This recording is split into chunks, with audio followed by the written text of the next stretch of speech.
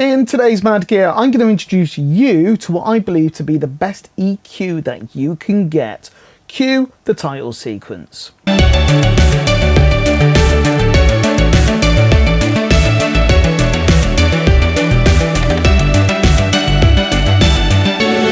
Hi, I'm Greg, and this is Mad Gear, the show that introduces you to some of the bizarre, strange, weird and wonderful studio items and practices for the modern day musician and producer.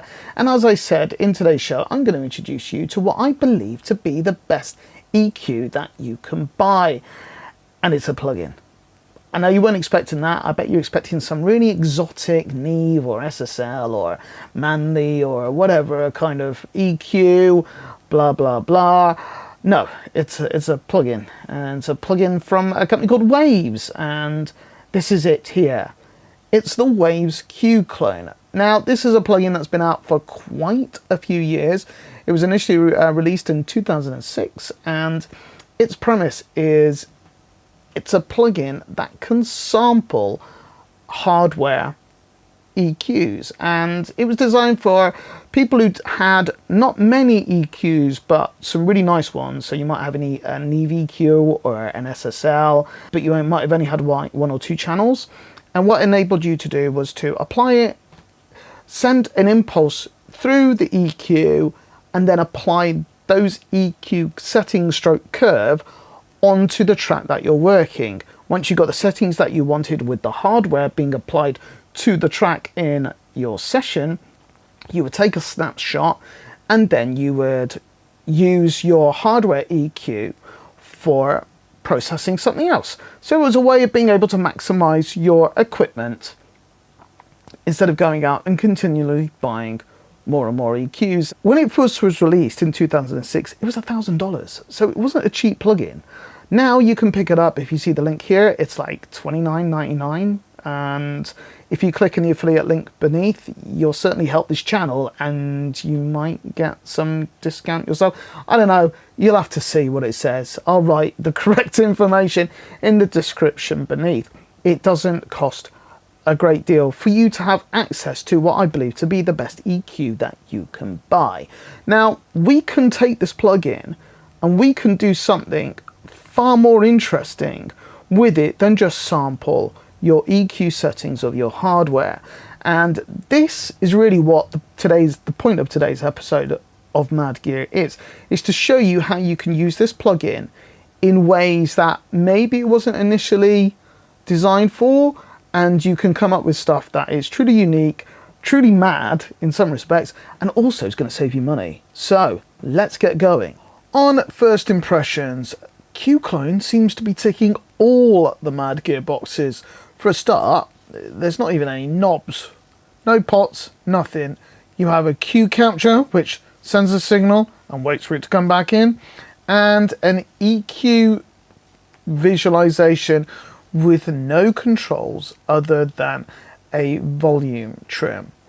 Where it gets interesting, and I found it an incredibly informative tool, is you can actually look at your plugins and your hardware EQ, not only sample them, but also actually have a much better understanding of how they work and exactly what they're doing. So say, for example, if you take a Pultec style EQ, its curves and the way that it operates is quite unique compared to most other EQs. So I've created my aux track here, and what I'm going to do at the moment is I'm going to go to my plugins, and Q Clone it's a two-part plugin. It comes with Q Capture and Q Clone, and this is the noise that it comes out with when you are actually using it. And you'll see it sends out an impulse that is probably 20 hertz right up to 20k. You could say, well, let's use this on compressors. Unfortunately, it won't, because everything's coming out at one particular amplitude. You're not going to get it to work with dynamics. I'm now going to load up an EQ. So let's say, for example, take a Pultec, which is the Jack Joseph Puig's version of a Pultec EQ. And you'll notice the thing that's really bizarre about this is that you have boost and attenuation on the same frequency from 20 Hertz right up to 100 Hertz. And for a lot of people, when you first kind of get access to this plugin, you'd be like, why would you boost and cut at the same frequency? That doesn't make any sense. You'd effectively cancel it out. As you'll see, the boost and the cut, even though they're on the same band, actually work with each other rather than against each other. And this time I'm going to create an audio track with nothing on it. And I'm also going to go up to here and select Q clone. So this is our Q clone, and this is basically where the magic happens.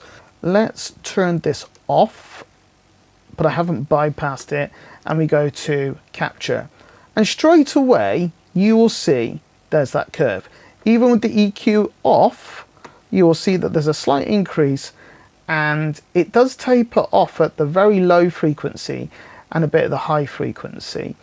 And now if we say, for example, choose 100 Hertz, so let's turn that on, hasn't really done anything. So we're going to go up to here, and you will see now that is starting to increase.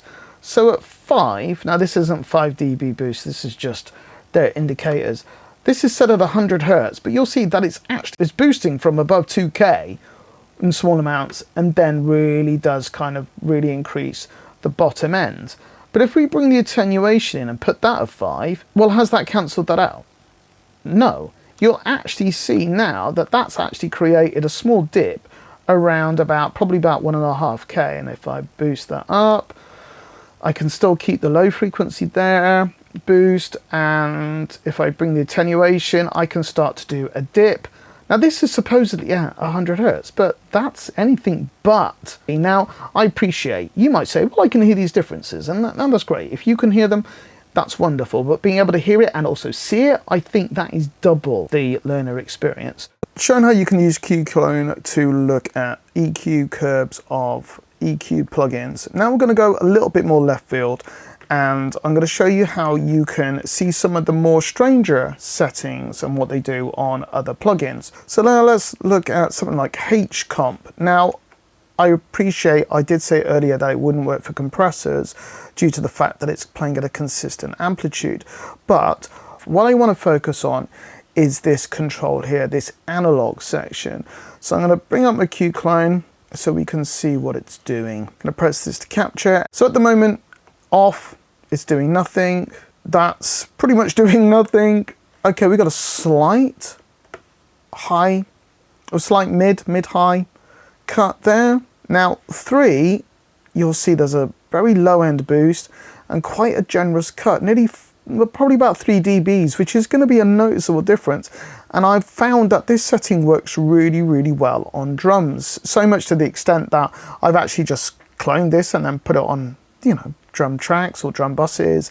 What does 4 do? Pretty much the same as off, unless some of those other settings are changing the compression. But we can definitely see that 3 and 2 offer an EQ curve, which is useful, I found. Let's bring up the H delay.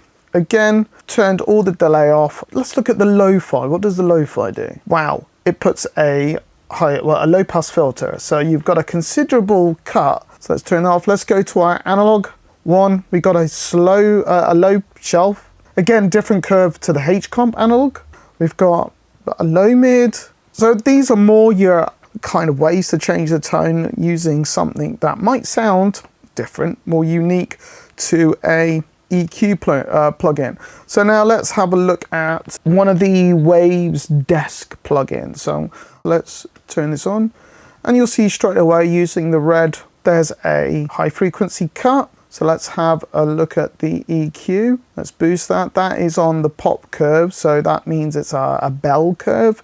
If we change that to a shelf, again, you'll see quite a difference. I'm going to show you the monster. Now this is like the 1176 compressor with all the buttons in. There doesn't seem to be like that. I can't engage the compression, but that's not what I want. If you look at the EQ curve, and I've tried to turn it so there's literally no, well, the lowest amount of compression, And using the high pass filter, we can kind of come up with some interesting curves. So now I'm going to show you how we can use this to clone some of our hardware filters on some of our synthesizers. So to begin with, I'm going to be using my Behringer Crave, which is like a Moog style filter.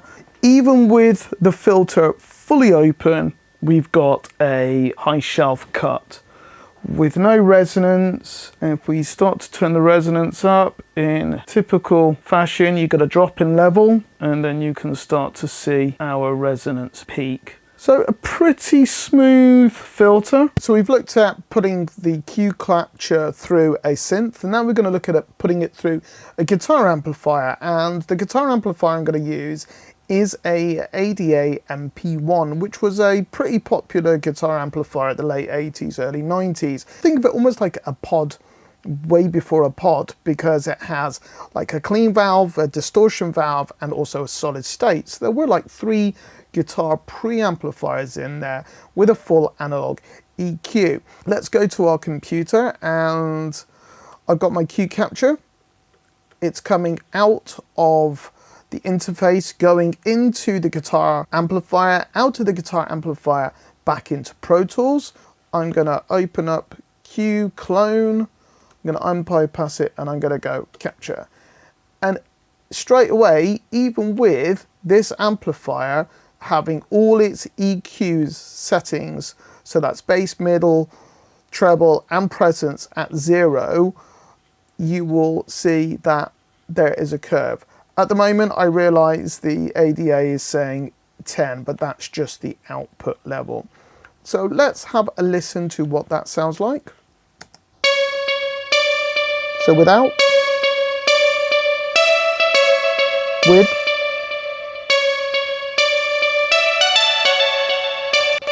you can see a bit of this is about the maximum output, but there's like a bit of a boost, bit of a cut, bit of a boost, and quite a strong high shelf cutoff from about 4K. So here, let's hear what that sounds like in context with the mix.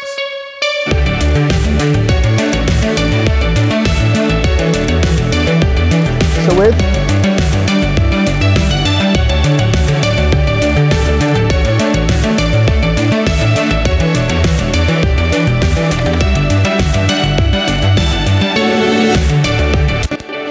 it's a good way of being able to reduce the presence and also make this part, which is a lead synth part, that little bit further back in the mix without it. It's still being prominent, but not over prominent. To be honest, that natural EQ curve with those cuts, I think actually works really, really well for this track. So I'm going to hold that. That is now within my Pro Tools session, and then I can save it as part of my library. Next thing we're going to look at is using the cue capture with a Otto Machines Biscuit, the actual hardware version, which are quite rare, not the plug-in version. So let's have a quick look at that. Here is our Biscuit. I've left all the bits on. I've just got it 100% wet, and at the moment it is bypassed. So I'm going to go to capture and see what happens. So we've got a little bit of a cut there, even with nothing on, but it's pretty much flat. Now let's unbypass it, and straight away there's a drop in level, and those are those harmonics that we were talking about. Let's just turn this up a bit, so we can kind of get it back. You'll notice that there is a small amount of clipping coming on with this flashing here. So let's play our drums and see what this sounds like.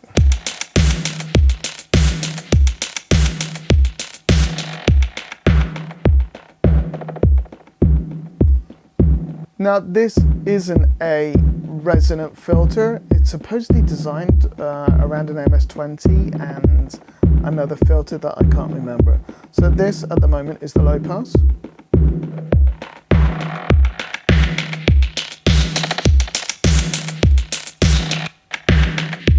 Let's go to a band pass.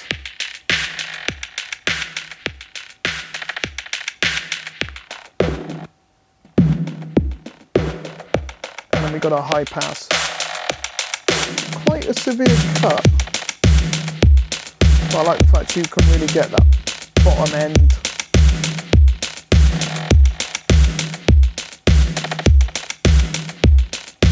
So there you go, that has been today's episode of Mad Gear. I wanted to show you just how versatile and how good I think this EQ plugin is, and how, with a bit of imagination, you can turn anything into an EQ curve that you can use on your musical projects and will help you have a distinctive and unique sounding track and product, which will help you connect with your fans more. So there you go. If you have any questions or comments, write them in the comment section beneath. If you found this at all interesting, please hit that like and subscribe button because it does help. And until the next time, see you then.